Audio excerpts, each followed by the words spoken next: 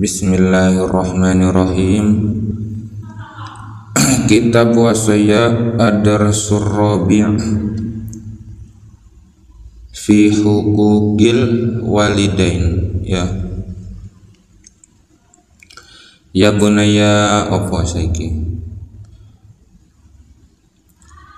Ya bunaya, hai anak lanang cilik ingsun. Kullu insanin yujibu. Wis iku ya. Ya bunaya, hai anak lanang cilik ingsun, ihdar wedya sapa sira kullal hadari ing sekabehane wedi. Antugdiba ing ento benduake sapa sira benduake abaka ing bapa sira. Autugdiba utawa nyento benduake sapa sira ummaka ing ibune sira. Karena inna ghadaballahi sak temene bendune Allah makrunun iku dibarengake bi ghadabil walidaini kelawan bendune wong tua loro. Waman utawi sopone wong ghadiba iku lamun bendu sopo Allahu alaihi ing atase man faqad khasira mongko temen-temen tuno itu rugi ya. Faqad khasira mongko temen-temen rugi sapa man ad-dunya ing dalam dunya wal akhirata lan ing dalam akhirat. Kata Syekh Muhammad Syakir, pengarang kitab wasaya, beliau berkata bahwa ihdar kullal hadri, ya, wahai anakku, ya bunaya ihdar kullal hadri, wahai anakku, takutlah engkau dengan segenap rasa takutmu yang membuat marah kedua orang tuamu, ya. Kenapa ya kita harus takut terhadap apa-apa yang membuat orang tua kita marah terhadap kita, ya. Karena inna ghadaballahi makrunun bi ghadabil walidain, sesungguhnya bendunya Allah, sesungguhnya murkanya Allah selalu bersamaan dengan murka kedua orang tuamu. Jadi ketika kamu dibenci oleh orang tuamu karena mungkin kamu melakukan suatu kesalahan, ya, maka Allah pun akan membencimu. Dan ini sangat berbahaya, ya. Dibenci oleh orang ya biasa, ya, dibenci oleh orang sudah biasa, tetapi kok sampai kamu dibenci oleh Allah, berarti kan kamu ya harus benar-benar tobat. Cara tobatnya bagaimana, ya? Pertama, meminta restu, meminta ampunan, meminta dimaafkan oleh kedua orang tua, lalu meminta ampunan kepada Allah. Wa man ghadaballahu 'alaiha faqad khasira ad-dunya wal akhirah. Barang siapa membuat Allah murka, maka dia akan merugi dunia akhirat, ya. Jadi yang dibenci, yang membuat murka oleh Allah, maka dia akan merugi, ya, hidupnya akan rugi entah di dunia baik di akhirat.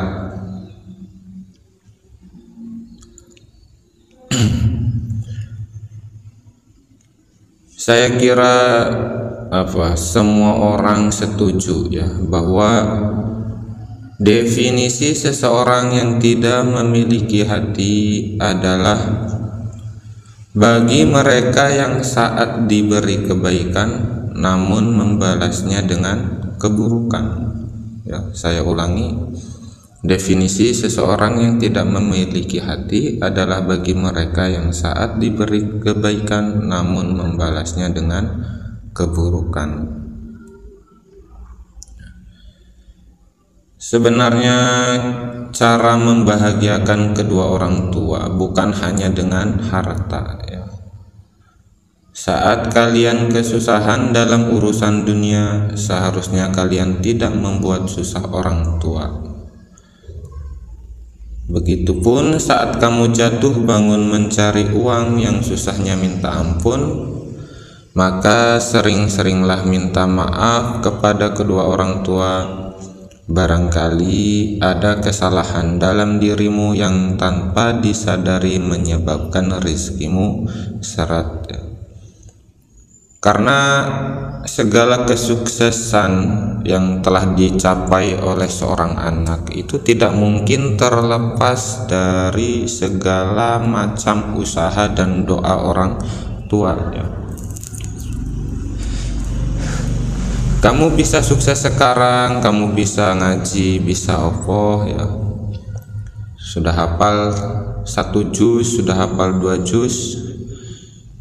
Itu tidak lepas dari doanya orang tua. Pokoknya apa? Jika hidup ingin sukses dunia akhirat, maka prioritaskanlah orang tua. Kalian bayangkan ibumu yang pernah mengandungmu 9 bulan, ya. Ibumu yang pernah mengandungmu 9 bulan adalah karya Tuhan yang luar biasa yang Allah berikan kepada kita. Maka jangan sia-siakan untuk tidak berbuat baik kepada mereka. Jangan sampai kita membuat mereka kecewa atas apa yang kita lakukan. Jangan, ya. Lalu apa penyebab dasar yang menjadikan seseorang atau seorang anak tidak mau berbuat baik kepada kedua orang tuanya? Banyak, ya, anak tidak berbuat baik kepada orang tua itu banyak. Ya, kalian sebagai pelajar harus menemukan jawabannya, ya. Kalian harus bertanya-tanya kepada diri sendiri, kenapa sampai detik ini barangkali kalian masih mengecewakan kedua orang tua. Maka jika jawabannya sudah ditemukan, maka bersegeralah minta ampun kepada orang tua, perbaikilah hidup sesuai apa yang diinginkan oleh orang tua, ya. Orang tuamu ingin kamu hafal Quran, yuk hafal no Quran, ya, sebisanya. Orang tuamu ingin kamu sukses dunia akhirat, maka berusahalah, ya, berusahalah untuk sukses dunia akhirat. Caranya bagaimana, ya? Ketika kamu telah diridhoi oleh orang tua, maka selanjutnya kalian tinggal usaha, ya. Kalian harus berusaha merubah pola pikir kalian sekreatif mungkin agar bisa mencapai dunia dan akhirat, ya. Maka mumpung kalian masih ada di pondok, orang tua masih mau membiayai kehidupan kalian di pondok, jangan sia-siakan ngaji, ya. Jangan sia-siakan ngaji, jangan sia-siakan sekolah, ya. Sekolah juga ya penting, ngaji yo penting. Saya ingatkan bahwasanya kalian belajar di pondok itu adalah salah satu cara kalian membahagiakan kedua orang tua, ya. Jadi kenapa tadi saya ucapkan bahwasanya Kalau kita mau sukses maka harus apa tadi saya bilang, harus memprioritaskan kedua orang tua ya. Karena memang posisi orang tua terhadap kita itu sangat penting ya. Kata Abdurrahman Abdullah ibni Mas'ud radhiyallahu an, beliau pernah bertanya kepada Nabi,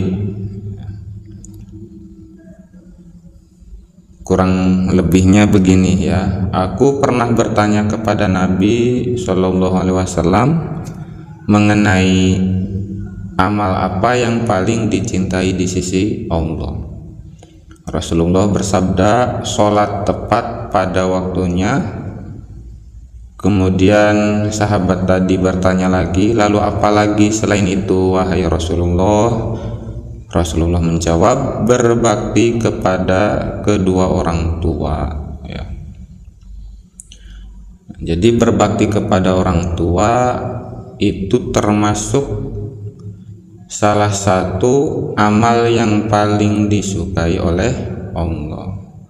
Nah, ketika amal-amalmu tentang sholat telah disukai oleh Allah, maka saya yakin ya, segala urusan tentang dunia maka Allah akan memperbaiki segala urusanmu, akan dipermudah. Maka sekali lagi saya minta tolong ya, agar kalian bisa berbuat baik kepada kedua orang tua. Kalian tahu bahwa manusia tidak ada yang sempurna, maka kalian harus tahu bahwa kebahagiaan sempurna bagi orang tua adalah saat anak-anaknya mau bersatu bahu-membahu membahagiakan kedua orang tuanya. Jadi harus gotong royong agar orang tua bisa bahagia. Karena membahagiakan orang tua atau birrul walidain itu ya termasuknya wajib ya.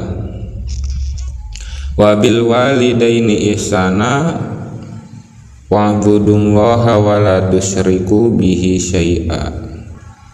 Kata Allah, hendaklah kamu beribadah kepada Allah dan janganlah kamu sekutukan Dia dengan sesuatu apapun, dan hendaklah kamu berbuat baik kepada kedua ibu bapamu ya.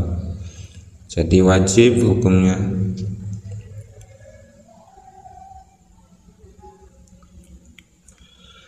Lalu apalagi sekarang? Ya bunayya, hai anak lanang cilik ingsun, ati ya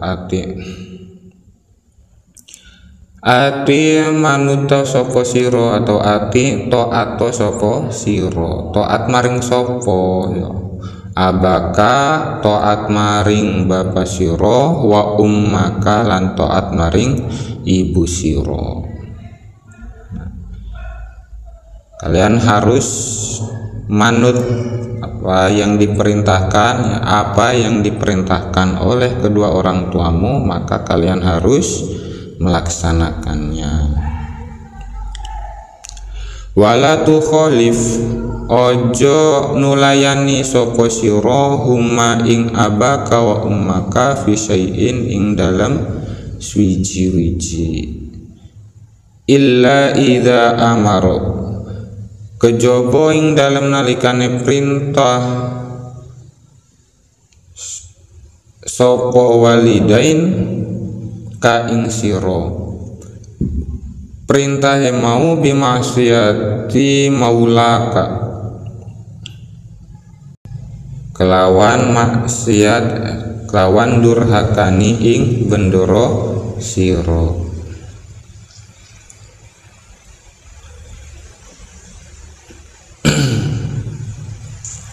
Taatilah perintah ayah ibumu, janganlah sekali-kali membantahnya ya, jangan sampai membantah perintah orang tua. Ngongkon ya, umpama wong tuamu ngongkon umpama orang tuamu memerintahkan kamu beli galon, sedangkan kamu sedang main FF atau PUBG umpama ya, maka hal yang harus diprioritaskan itu ya tadi perintah orang tua.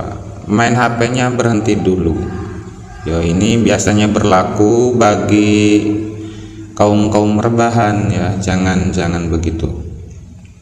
Kasihan ibumu yang telah merawatmu, harus kasihanilah orang tuamu yang telah membesarkanmu. Masa cuma memerintah segitu saja kamu enggan untuk melaksanakannya ya, harus punya rasa kasihan terhadap orang tua. Kecuali bila mereka memerintahkanmu untuk durhaka kepada Rabbmu, kepada Allah ya. Umpama memerintahnya supaya kamu nyolong ya, jangan ikuti. Karena apa? Fa innahu la ta'ata li makhluqin fi ma'siyatil khaliq. Maka tidaklah ada kata taat pada makhluk di dalam mendurhakai siapa? Mendurhakai sang pencipta. Fa innahu mongko satu menek lakuan la ta'ata iku ora ono taat iku mawujud li makhlukin maring makhluk fi maksiatin ing dalam duraka, fi maksiatil khaliqi ya, ing dalam durakani ing Allah kang dadiake makhluk. Bahwa tidak ada kata taat pada makhluk ketika makhluk tersebut memerintahkan kita untuk mendurhakai sang pencipta Allah.